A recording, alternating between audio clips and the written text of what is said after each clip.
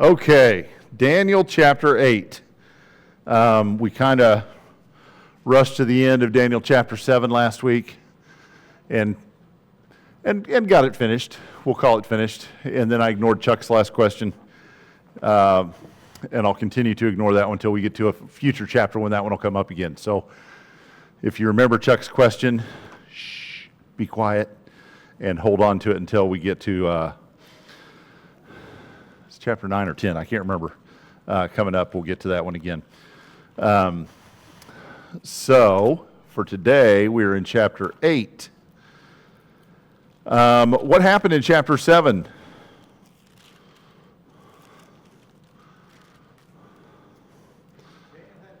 Daniel had a vision, a dream, a nightmare, a something, and which is different because it's usually been somebody else having the dreams or the visions and Daniel interpreting them. And so this time it was Daniel having the dream, and then he had to rely on kind of the heavenly vision to interpret itself. And I don't think I've ever even really thought about kind of that aspect of it. It's like before, Daniel didn't see the vision, but he got the interpretation. This time he saw the vision, but had to rely on divine interpretation for that so that he could understand what it meant, which would have been probably disorienting. So what do you think is going to happen today? Chapter 8, Daniel gets round 2 of the vision. And so we're going to see Daniel becoming more and more involved in these stories. They become more and more reliant upon him. So we're going to jump right in, and we'll do just verses 1 and 2 to kind of get oriented into the chapter and see what's going on. I am turned on. Okay. All right. Making sure. Okay. In the 3rd year of the reign of Belshazzar, the king, a vision appeared to me, Daniel, subsequent to the one which appeared to me previously. I looked in the vision, and while I was looking, I was in the citadel of Susa, which is in the province of Elam, and I looked in the vision, and I myself was beside the Ulai Canal. So when and where did the events of chapter 8 take place? The 3rd year of Belshazzar. So we've talked already about when have we seen Belshazzar. Chapter 5, we saw Belshazzar. He was the one that saw the handwriting on the wall and the mene tekel upharsin thing, and that was the last night of his reign. And so now already we've gone back in time twice. We went back to the 1st year of Belshazzar in chapter 7 and saw Daniel's vision there. So that chronologically, the events of chapter 7 precede chapter 5, and chapter 7 also precedes chapter 6, because chapter 6 is after Belshazzar's death. So now we have chapter 8 that also precedes chapter 5 and 6, but comes after chapter 7 chronologically. So if you're making a timeline of Daniel, things are jumbled if you're doing it chronologically, but if we do it thematically or we do it sort of by order of the events that matter towards the prophecy of Daniel, then the order makes total sense. But if we're doing things just from the standpoint of the way we usually tell history, which is from start to finish, then it feels out of order for us when we realize the way things are arranged in Daniel.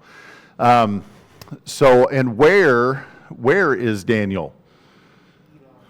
Okay, so he finds himself in the vision in a place in Susa, in the citadel of Susa, which is in the province of Elam, and there he is beside the Ulai Canal. So, is he really there? Yeah, because he sees himself there, and he is not there. He's serving in Belshazzar's reign, even though Belshazzar, we find out later, doesn't really know who Daniel is, or doesn't quite understand who he is, at least. Daniel is part of Belshazzar's whatever entourage, and so Daniel is not actually in this place. In fact, we don't know that he ever did go to this place. It's possible He's been a dignitary in this system for 50 plus years at this point, and so it's possible as an official emissary of Nebuchadnezzar or one of the other kings that it may be that Daniel at some point was sent there. But we don't know that for sure. And so the only thing that we do know is Daniel sees himself there, and he knows where there is. He understands what that location is. And so what is that location?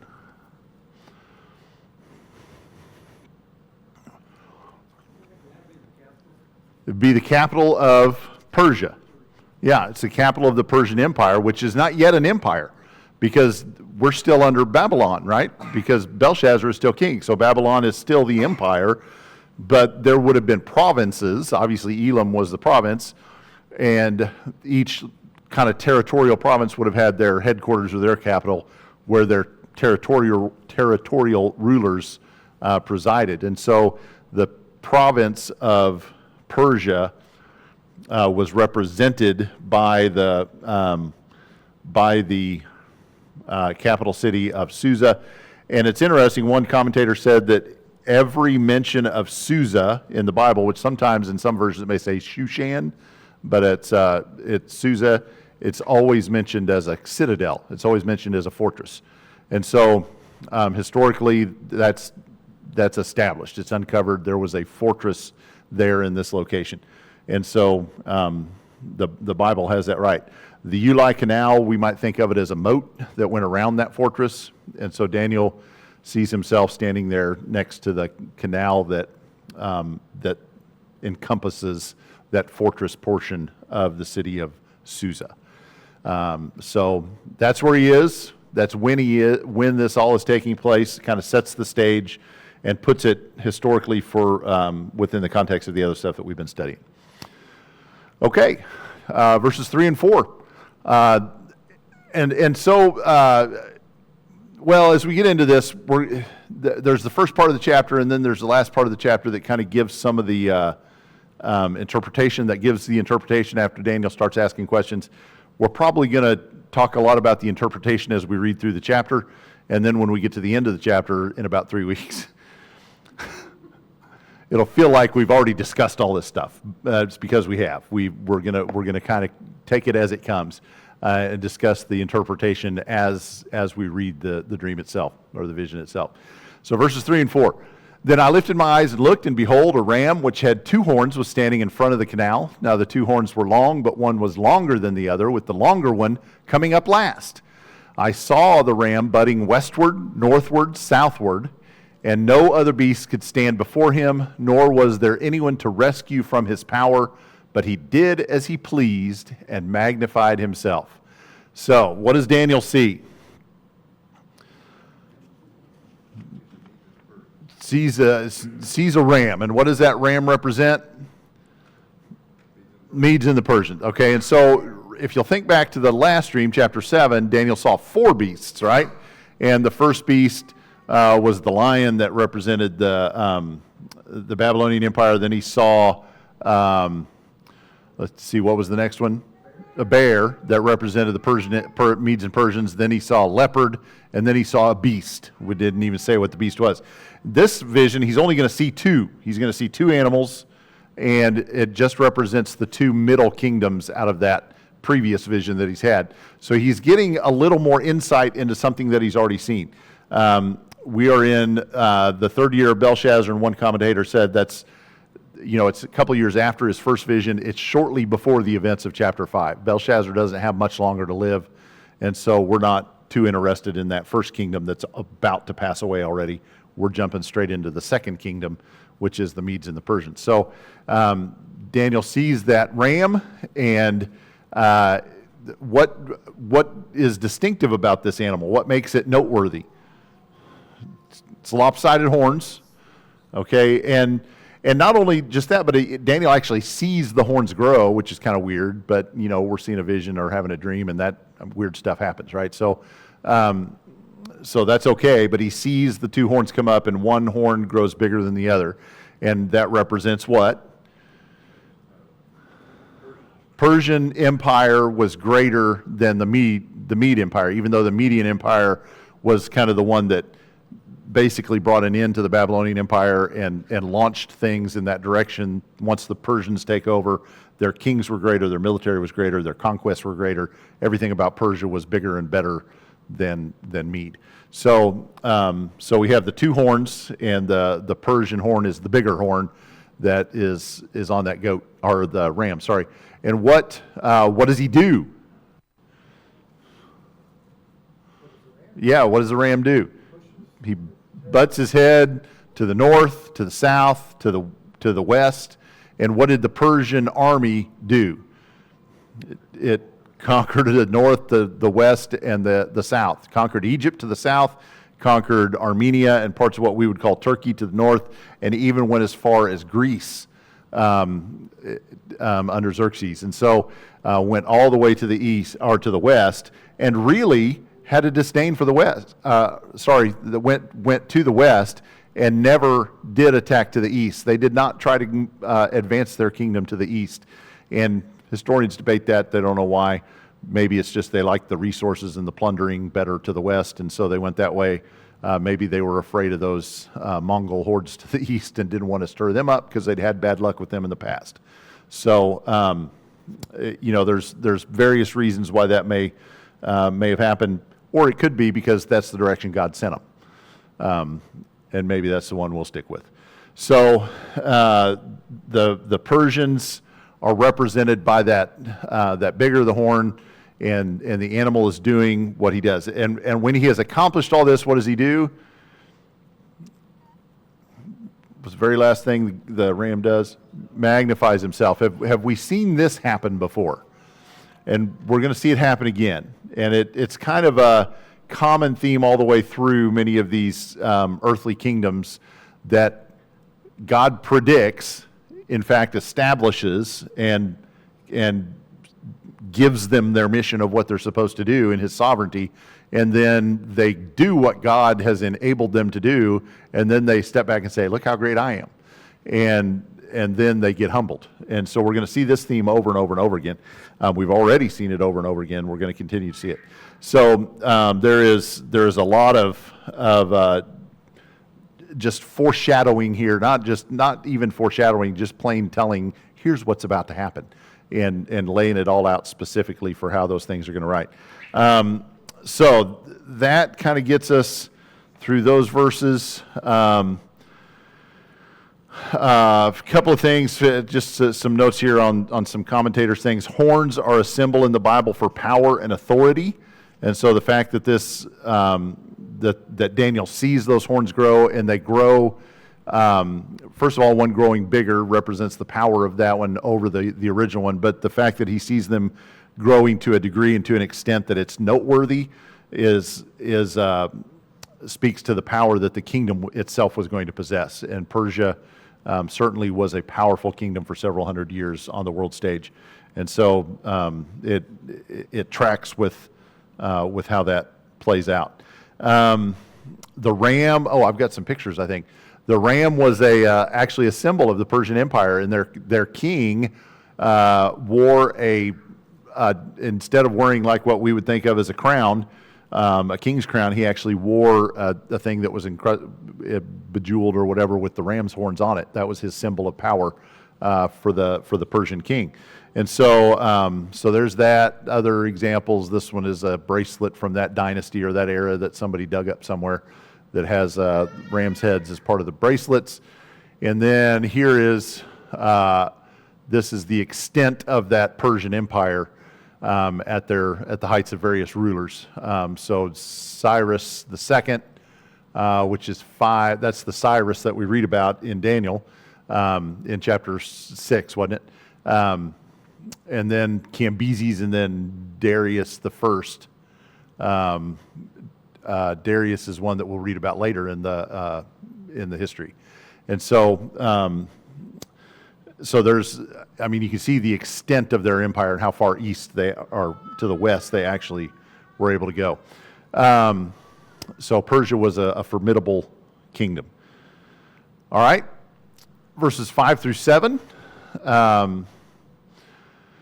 says, "While I was observing, behold, a male goat was coming from the west over the surface of the whole earth without touching the ground. And the goat had a conspicuous horn between his eyes. He came up to the ram that had the two horns, which I had seen standing in front of the canal, and rushed at him in his mighty wrath. I saw him come beside the ram, and he was enraged at him, and he struck the ram and shattered his two horns, and the ram had no strength to withstand him. So he hurled him to the ground and trampled on him, and there was none to rescue the ram from his power." All right, so where does this goat come from? Comes from the west. And what was to the west? Greece. And so we've already seen, a swift animal coming from the east. How was that swift animal represented in chapter 7 in that previous vision? Leopard, and not just a leopard, but a leopard with 4 wings, right? So it had a couple of sets of bird wings on him to even propel him faster. And so here we have this goat, and how do we know this goat is fast? Never touches the ground. Running so fast, he never even touches the ground. And so he is advancing quickly across the empire that he is pursuing and that he is overtaking. Time frame of this compared to Esther? How far apart are we? Esther would be King Xerxes, which was towards the end of the Persian Empire. And then Alexander the Great, in fact, it may have been Xerxes that was, there were a couple of Xerxes is the problem, and I'm not sure which one. At that time frame, I know that there was a battle of the 300, the big famous battle. Right, that was Esther's King Xerxes. And so, and that is probably the fact that he led his army that far and actually attacked all the way into Greece, even though it was kind of a draw. They didn't really get to take over Greece, but they didn't really get ultimately defeated either. By the time Alexander comes along, he's heard that story and he hates the Persians. And one of the things that motivates him to drive all the way across the continent to take them out is the fact that he hates that they did that. Esther is before Alexander the Great. After Daniel, for sure. Yeah, absolutely. Esther would be 150 years after Daniel. Yeah. Yeah. Yeah. Persia stood as an empire for about 200 years. So Alexander the Great would have been 330s, I think, if I'm remembering right. And Daniel, this part of Daniel that we're seeing right now is like the 550s, 540s. So a couple hundred years before Alexander the Great. And those are, I'm going from memory there. I could be off by a couple of decades one way or the other. But all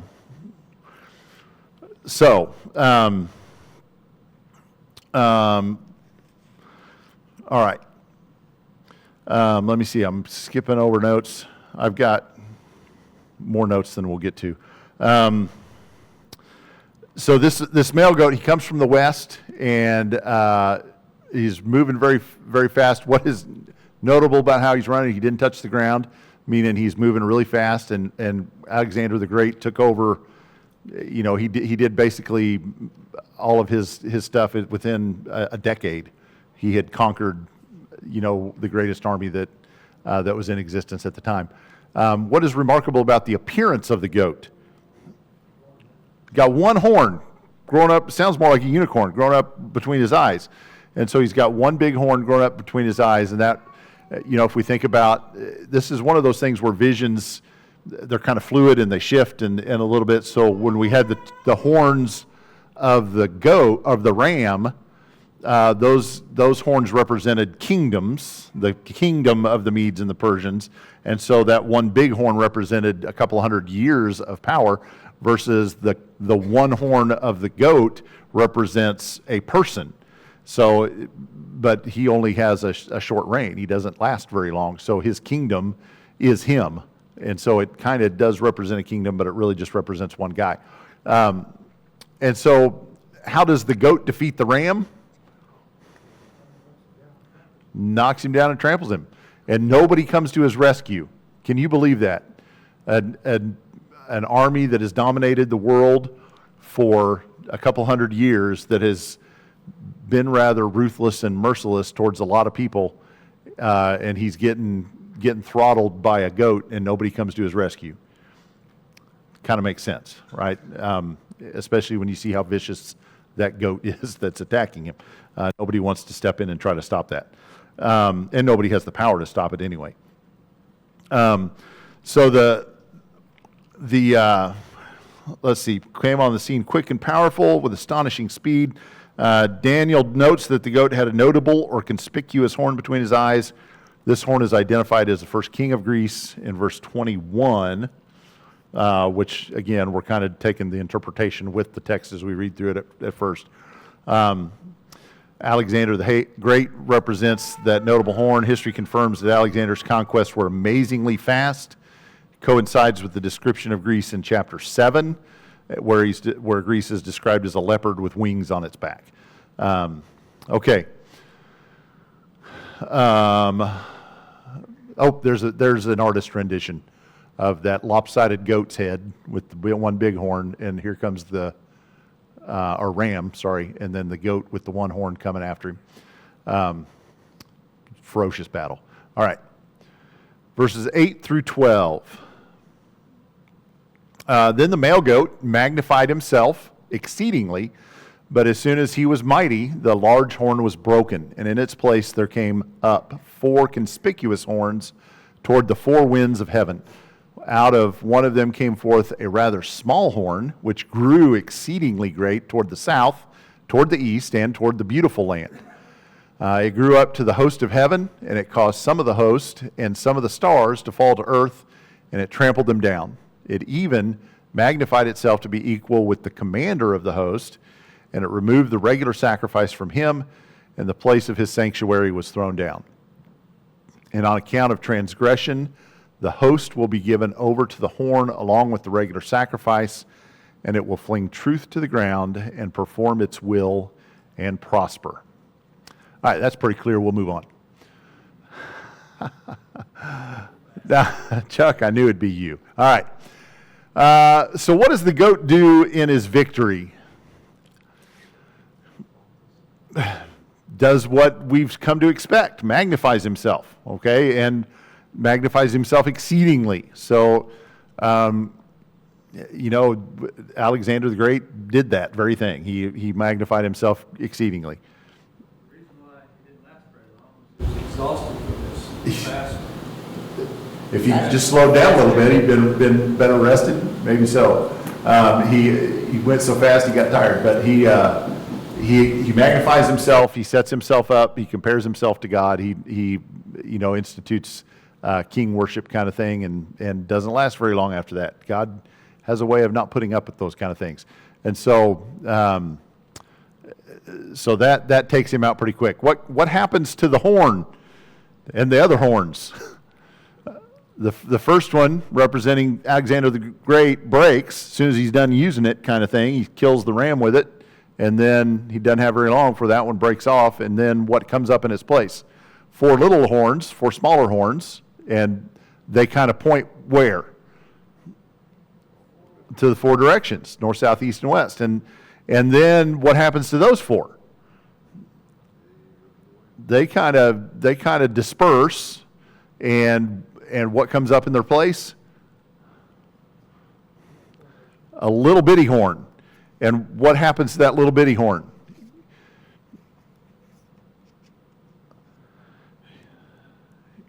It grows big, right? It grows, and again, the fact that Daniel is watching this take place and the fact that it grows to a notable degree is part of the vision. It's not like, oh, there's a little horn and then I saw it grow an inch. It's like, oh, there was a little horn sprung up and then, whoa, man, it got big. How'd that happen? What does that mean? And so it's noticeable that the horn grows. And what do horns represent? Kingdoms, power. And so something that starts off with a little bit of power grows to attain greater power is what that horn, that part of the vision represents. And so just kind of break some of this stuff down. All right, so the goat let's see, and some of this is quotes from different commentators and stuff. Denny Petrillo writes, "The emotions of the goat are fittingly given. He was filled with mighty wrath as he was enraged at the ram." And so why attack the ram so ferociously? Because he hated that ram. He had a pure hatred for it. The hatred that Alexander had for the Persians is well documented. The Persian king Darius had tried to convince Alexander's military captains with bribes, and had even tried to get some of Alexander's closest friends to assassinate him. When Alexander became aware of these plots by Darius and the Persians, he was filled with hatred and rage and would not stop until the Persian kingdom was destroyed. Even as the conflict grew, as it became clear that the Persians were going to not fare well in this conflict, they attempted to offer a treaty of peace, but Alexander rejected it, and he was not going to rest until the Persian Empire was destroyed. And eventually, Alexander convinced some of Darius's own people to betray him, and they assassinated Darius, and that's how the Persian part of the conflict ended.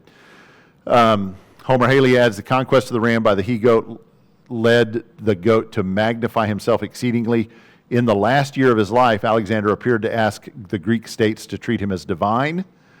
The great horn then was broken, and in its place came up 4 notable horns toward the 4 winds of heaven, which were 4 smaller kingdoms." So let's talk about those 4 smaller kingdoms, those four horns that come up. So you'll notice some of the kingdoms are smaller than others. None of them are the full size of the kingdom that Alexander had conquered. He had conquered all the way, let's see, is this? Okay, so if Greece is right here, and Philip of Macedon, there's Macedonia, that was Alexander the Great's father. So he led his army all the way across. He went down into Egypt and conquered Egypt, and then led it all the way across past Persia to the even a little bit further than Persia had ever conquered to the east. And so he took a much wider swath, much bigger area than Persia had ever conquered. And when he died, because he did not have an heir that was viable, his kingdom was divided. And down here in Egypt, we have the Ptolemies. Have you ever heard of them, the Ptolemies? If you've paid attention in, what was his name in Ancient Civilizations at Freed Hardeman? I forget his name now, but I listened, and we talked about the Ptolemies. And you know one of the Ptolemies. You could say her name if I gave you a clue. There you go, Cleopatra. She was the last of the Ptolemaic rulers of Egypt. After the Ptolemaic line ended with Cleopatra, and this big area here, this green area, was taken over by a guy named Seleucus, and so we have the Seleucid kingdom, or the Seleucid, however you say it. I don't know if it's hard C or a soft C, but the Seleucids took that area, and those are going to be the 2 that we're primarily interested in, because what's right there where those 2 kingdoms join up?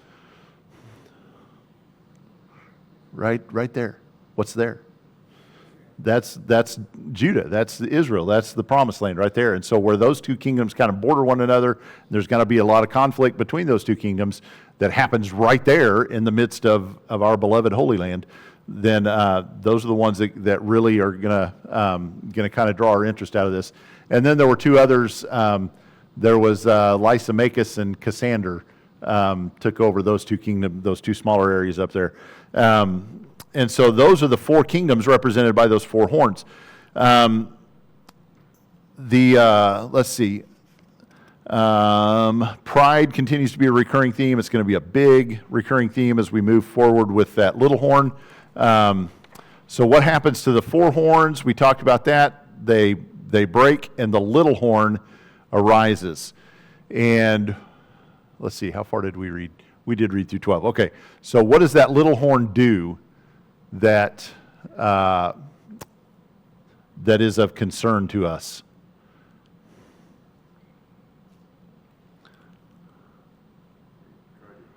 Okay, it magnifies itself, right? I mean, that's a common theme. This is the 3rd time we've seen it. We saw it with the Persian. The ram magnified itself. Then Alexander the Great comes along and he kills the goat, or he kills the ram, and the goat magnifies himself, and he dies, and now we've got a small little horn grew up to be a big horn, and he magnifies himself. So we've got all these rulers that come along that exhibit this level of pride that is notable. It's not just like your average arrogance. It's like a level of pride that leads them to exalt themselves as divine, leads them to try to set themselves against the God of heaven, which is never a position you want to be in. So these are notable levels of arrogance and pride that we're talking about. There was another map that kind of shows some modern day countries as just for reference. You can go down a lot of really weird rabbit holes if you start looking up some of the stuff on the internet, because some people have some really, really weird ideas about what Daniel's vision meant. Instead of just taking the interpretation it gives in the Bible, they come up with their own interpretations, and they'll start pasting like United States flags over some of these things, and like we're one of the goats or something. I don't know. So, which is just weird to me that they would abandon what the Bible says about itself and try to impose their own understanding on it. But I thought this was interesting just because it does show kind of, for historical purposes, what countries are involved as we would think of them today. What is the beautiful land? Yeah, I mean, it's no surprise. There's a land that has been part of God's promise to God's people for centuries, for generations at this point. And so for us to refer to a beautiful land would make sense for us to interpret it as the kind of the promised land, or as Israel. If you look at a couple of these verses, Jeremiah 3:19. Look how fast I can turn pages. All right. Then I said, how I would set you among my sons and give you a pleasant land, the most beautiful inheritance of the nations. And I said, you shall call me my father and not turn away from following me.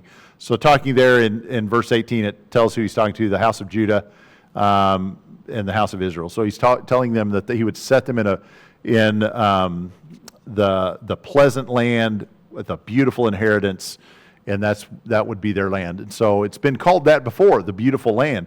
And then if you look at Ezekiel chapter 20, and there are other passages too where we could look at that say very similar things, but Ezekiel 20 verses 6 and 15. Verse 6 says, on that day I swore to them to bring them out from the land of Egypt into a land that I had selected for them, flowing with milk and honey, which is the glory of all lands. And then again in verse 15, and I also swore to them in the wilderness that I would not bring them into a land which I had given them, flowing with milk and honey, which is the glory of all lands. So it's the glory land, the beautiful land, the land of a beautiful inheritance. So that's the specific thing. So we're looking for then a ruler that fits the description of one who starts out with a little bit of power, becomes very powerful, magnifies himself, and has a special interest in the beautiful land, which is the promised land, but also which other directions are mentioned. Because it's not just the beautiful land in Daniel 8. Which way? South and east. So he's got a particular interest in the south, which would be Egypt, and in the east, which would be that portion. So we're talking about the ruler that is involved in that conflict between the Seleucids and the Ptolemies. And so that kind of that zeroes it in for us of where we're talking about. We're not talking about somebody who was stationed in Athens, or we're not talking about somebody who was up further north in Turkey or Armenia or somewhere. We're talking about somebody who was in that region of the Promised Land, who was involved in conflict between the Ptolemies and Seleucids, who had a special level of arrogance that reared itself in relation to God's people. Okay, so can we find that person in history then? I think we can. So, so let's go there. All right. And I don't know that I have a bunch. What is significant about the little horn? That's kind of that whole little thing that we just went through.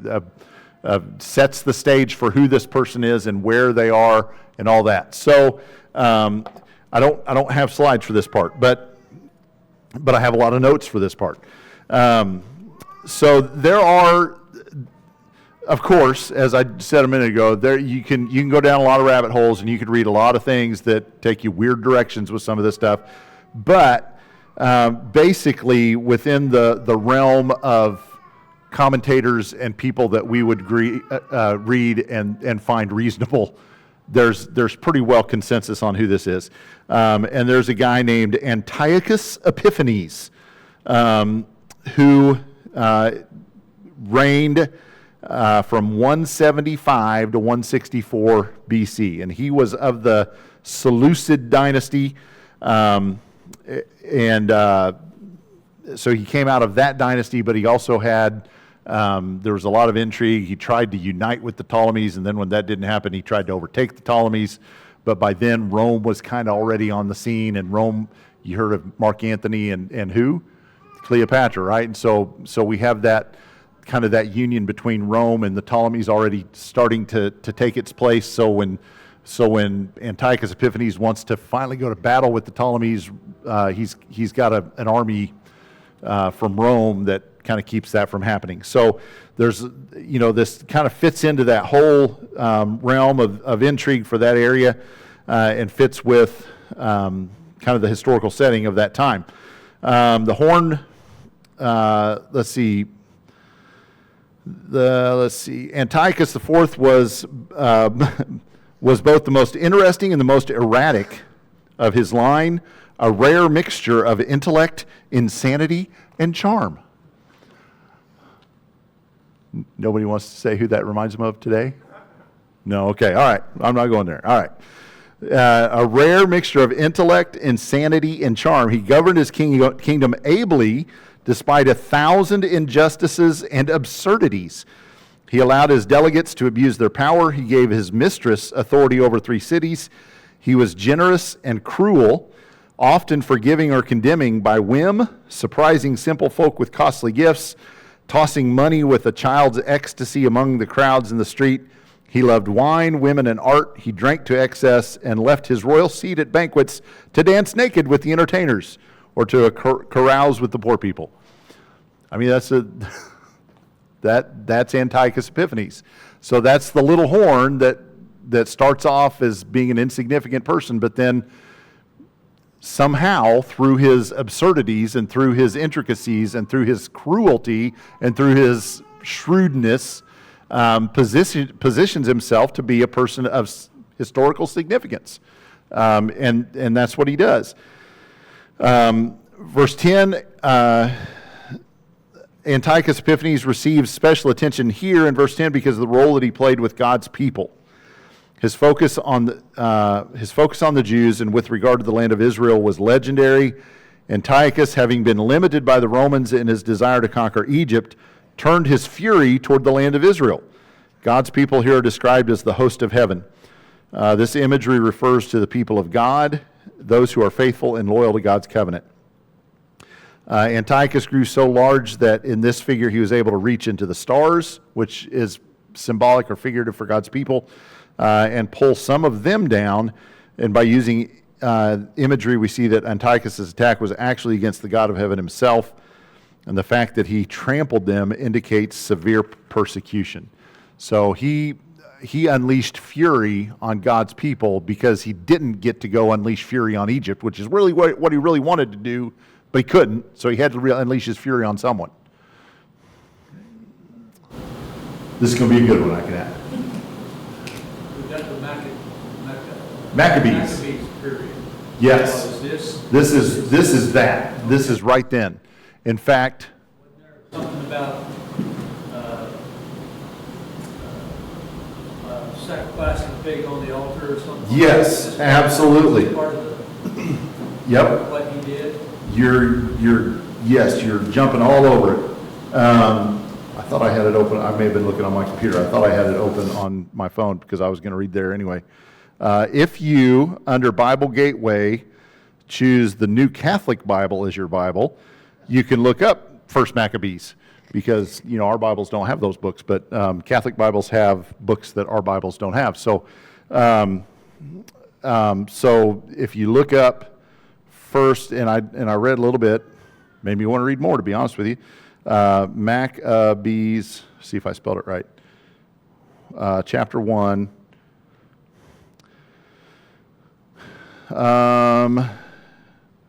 First Maccabees chapter 1, starting in verse 41, and if you back up a ways, it names Antiochus as the king. If you back up a ways, I'm in First Maccabees now, which is, I know, is probably the first time that's ever been done, standing up here, that somebody's reading from First Maccabees, but it's okay. If you back up to verse 16, 1 Maccabees 1:16 talks about Antiochus was determined to become king of Egypt so that he might reign over both kingdoms. He invaded Egypt, and it was not good. So, and then you jump all the way down to verse 41, and it says, "Then the king issued an edict to his whole kingdom that all of his subjects should become a united people, with each nation abandoning its particular customs. All the Gentiles accepted the decree of the king, and many among the Israelites adopted his religion, sacrificing to idols and profaning the Sabbath.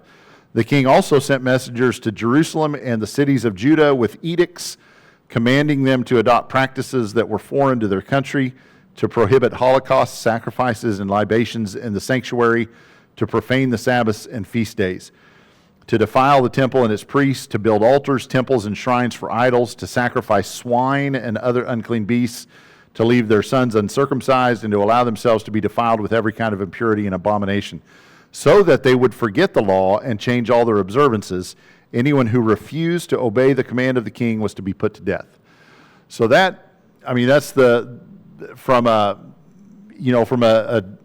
ancient document for sure, from the book of First Maccabees that describes Antiochus' reign after his attempt to conquer Egypt was thwarted.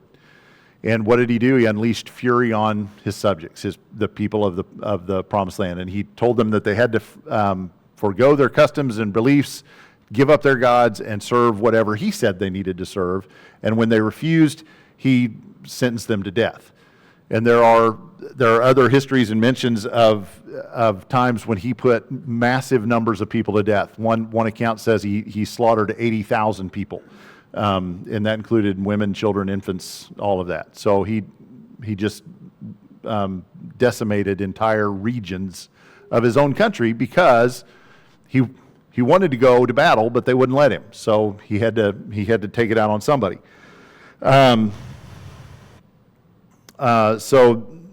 that actually is, if Second Maccabees chapter 5 talks about that slaughter of 80,000 men, women, and children during an attack upon Jerusalem.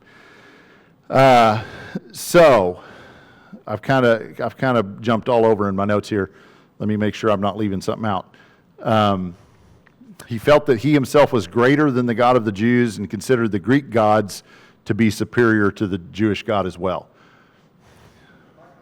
Says he built a statue of Zeus on the altar. That's one that we'll get down to. That is when we start talking about some of the timing stuff here in a minute, about how that all sorts itself out. Yes, and some of my notes overlap with things that we'll get to in just a minute. So during this time of the persecution, verse 12, on account of the transgression, the host will be given over to the horn along with the regular sacrifice. So there's actually the host, remember, represents God's people, and he kind of puts himself amongst them and he tears some of them down. Well, some of them go willingly. And so some of them are counted not as the victims, but as the perpetrators along with him, because they go willingly into sin. And so in verse 12, it says, commentator says, the transgression refers not to that done by Antiochus, but to that done by the Jews. During this time of persecution, many abandoned their relationship with God and openly embraced the idolatrous religion of Antiochus. Therefore, the army, that is God's people, were given over to Antiochus. along with the religious activities that had been done daily. So through the acts of Antiochus and the subsequent following of the Jews, the truth suffered and the lies about Antiochus prospered. According to 1 Maccabees 1, 56 and 57, the books of the law which they found, they tore to pieces, they burned with fire. Where the book of the covenant was found in the possession of any one, or if anyone adhered to the law, the decree of the king condemned him to death. So that's the little horn, Antiochus Epiphanes. He fits the things that the little horn did, that Daniel envisioned. It fits historically in with kind of the timing of things coming towards the end of this reign of the four horns before the Roman Empire is able to solidify itself as the single dominant empire in the world at that point. They're on the rise, but they're not all the way there yet. So we don't have the next beast coming into the picture, although it is coming. It's coming into its own. It fits geographically with the beautiful land. It just fits all along the way. Fits historically. It fits geographically. It fits thematically with the things that were done. So, to me, it kind of fits. It just works. So I think we found our little horn, Antiochus Epiphanes. But if you disagree, I'll listen to what you have to say. Yeah. Is he setting himself up to be God as great as the Prince of the Host? Is that? Yes. He did consider himself to be. He felt that he himself was greater than the God of the Jews. And that was, that's established, that he believed himself to be divine.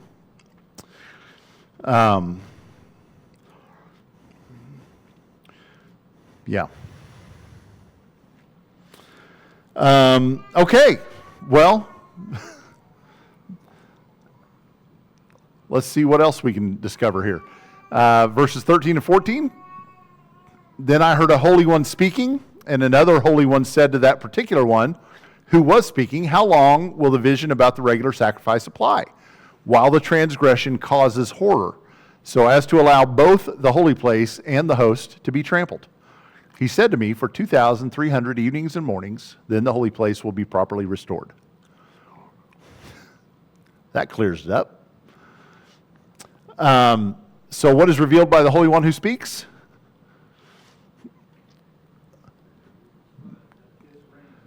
Something about the timing of these things, okay? And so, so how long is this going to last? This debauchery, this reign of terror by Antiochus Epiphanes, how long is that going to go on for? 2,300 evenings and mornings. Okay, so how many possible interpretations do you think there are for this? At least 4. It could. There's a couple, and there's 2 of them that I think are just out. No, that are just out. One, the first. I'll start with the one that I think is most irrelevant, most outlandish. Some have suggested it refers to 2,300 years, and they're trying to make the end of this reign of terror coincide with the return of Christ. And so, what's one immediate problem you see with that? Well, we don't know the time, and we're not really ever given anything in the Bible to help us narrow down that time to a specific degree. But how many years has it been since Antiochus Epiphanes was around? More than 2,300 years. So unless we're willing to forgo Antiochus Epiphanes being this and launch that into something else, and then try to predict when the 2,300 years ends and go back and find somebody that fits that, we're in a little bit of trouble. So I don't think there's any indication in the text, in Daniel's vision, in the interpretation of the vision that we're given later on in the chapter, in any way, shape, or form to make us think that this is telling us about the return of Christ as being the fulfillment of what Daniel's vision is. I don't see it in there. I don't find room for it anywhere. I don't see room even for some sort of double fulfillment where some people try to say, well, yeah, Daniel had something that mattered for his people, but he also had something that comes later in that matters to Christians, and this, so there's a double fulfillment to this. I don't see any of that. I don't find room for it anywhere in the text. So 2,300 years for me is out. I don't think that can be it. 2,300 could be 2,300 morning and evening sacrifices, because what does it say? It says until 2,300 evenings and mornings. And so, again, this one for me causes, I can see why they go there, but there's no, other than when it talks about having evening and morning sacrifices, which is specifically what it's talking about when it's going through the law, there's never a time when time is measured as a morning and an evening, and it means, and you have to chop that number in half for the number of days. Anytime, if I say 40 days and 40 nights, how long did it rain? It rained 40 days, right? 40 total days. It didn't rain 20 because we say days and nights, you cut it in half. When Jesus was, when 3 days and 3 nights, how many was that? It wasn't a day and a half, it was 3 days and 3 nights. So when we have the measure of time in the Bible given as days and nights or evenings and mornings, it's days. It's that total number. It's not, we're not going to cut it in half. And so there's some, they kind of go into that idea of it being half that number, and they try to make it line up with from the time that Antiochus Epiphanes put the goat, or killed the pig on the altar, to the time that the Maccabees restored the sacrifice, cleansed the altar, and did that what they needed to do. So, but the problem there is it doesn't line up right. We know pretty well when the date was. It was in December of the year I've lost it. It was in December that he sacrificed the pig, and then we know the exact date of when it was cleansed, and that's not a year and a half. That's not three and a half. It's not the right number of years and months for it to be 1,500 days. 6 years and 4 months would be 2,300 days, and if you cut that in half, it'd be 3 years and 2 months. So, it's not. It doesn't fit up right. It doesn't match, and you have to kind of do some cartwheels to get some things to match up right for it to be the 1,500, or the whatever it would be.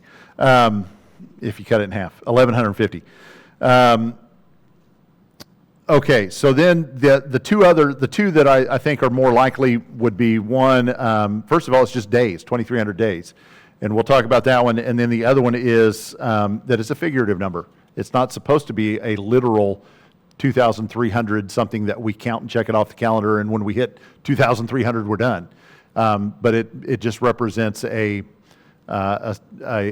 prophetic amount of time that is short of 7 years. Why would we want it to be short of 7 years? What is 7 in figurative stuff? It's complete. It's totality. Seven means we've done it all the way. And so if Antiochus Epiphanes establishes that he can get rid of God for 7 complete years, he's succeeded. He's done what he set out to do. But if he falls short of that number, then he's proven himself to be weak and worthless, which is what he was. So that one has some appeal. I like that it doesn't force us into counting days on a calendar. It doesn't force us into trying to establish exact dates that something happens so that we can count 2,300 days. But then 2,300 is not a typical prophetic number either, so it's kind of weird there. But if it's supposed to be short of the perfect number, then it works. So the other one, and the one that Denny Petrillo goes with, and I've liked his commentary, and McGuigan as well, supports it being the idea of 2,300 days. That's the view expressed in Greek versions. It's the Latin Vulgate, the King James, New King James, that it's a specific time reference. That it's that it's a specific time reference. Oh, the other thing that people that want it to be 2,300, sorry, I'm backing up a little bit. The ones that want it to be 2,300 evening and morning sacrifices, so they cut that number in half. They're really trying to get that to line up with that question Chuck asked last week that I'm not going to talk about right now, but the times and a half time. They want that to be 3.5 years, and if they can get this to 1,150 days, they can almost make that be 3.5 years, even though it's not quite right. They're trying really hard to get those to line up, even though I would say they really don't have anything to do with one another. But we'll talk about that one later when it comes back up. Let's see. This number would represent approximately 6 years and 4 months. Considering this number, that it falls short of 7 years. All right. I'm trying to find the part where it talks about the dates of some things that happened. So if you go back and look at, oh, there it is.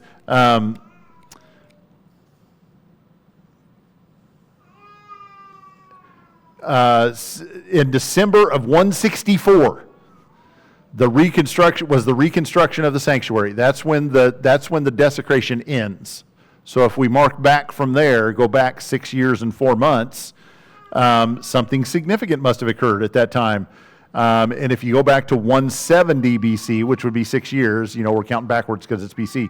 So if you go back to 170, there was a high priest named Onias III, who was struggling against Antiochus Epiphanes, trying to keep the people to be faithful. Onias was a good guy, by all reckonings, and he was assassinated. He was murdered at the behest of Antiochus Epiphanes. So if you mark from his murder to the reconstruction of the temple and the cleansing of the temple by the Maccabees, then you have that 6 year and 4 month period. It works out to 2,300 days. We get it in there. It works out okay. So the altar to Zeus was set up in 167, and a pig was sacrificed on that altar in December of 167. And so if you go to 164, then you have 3 years, but it's not the right number of months. It's almost exactly 3 years, and that you're left over with 2 months that don't work. So that's one of the problems there. All right.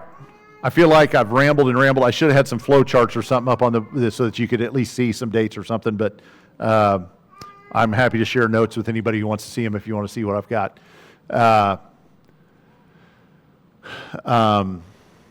Holy smokes, it's 5 after. Okay, sorry about that. We'll start with verse 15 next week. I didn't even know you got up, Chuck. Sorry. You should have flagged me down, man. I was waxing elephants.